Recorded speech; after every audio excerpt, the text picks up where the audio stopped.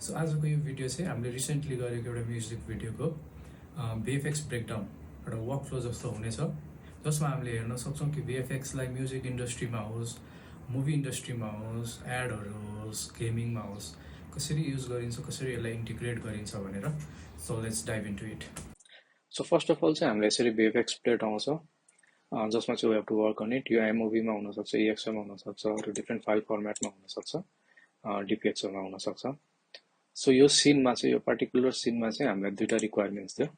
एउटा भनेको एक्टरलाई फेसलेस बनाउनु पर्ने, अर्को भनेको यो फ्लावरलाई रिप्लेस गर्नु पर्यो अर्को फ्लावरले है।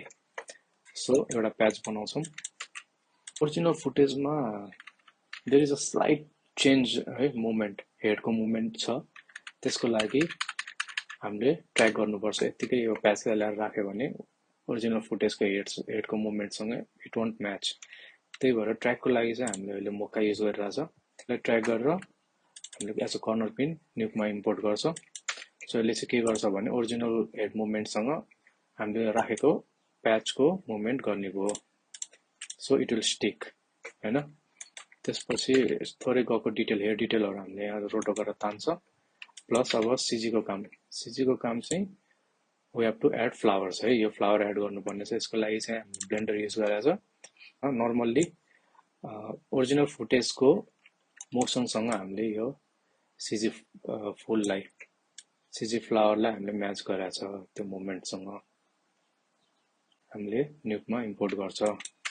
र त्यसपछि there are lots of colour correction involve है। म्याच गर्नु पर्यो सिजी फ्लावर र यो। त्यो सब म्याच गरिसकेपछि फाइनल काम भनेको जुन हामीले सुरुमा डिनोइज गराएको थियो, यसलाई डिनोइज गराएको थियो, त्यो डिनोइज गरेको प्लेटलाई ओरिजिनल ग्रेन हाल्नलाई चाहिँ हामीले डास्क ग्रेन युज गरेको छ।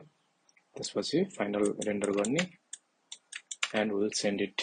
जुन फाइल फर्मेटमा आएको थियो त्यही फाइल फर्मेटमा पठाउने। So this is basically how we do it. यसलाई यस्तो प्लस यो फ्लावर रिप्लेस गरेर यसरी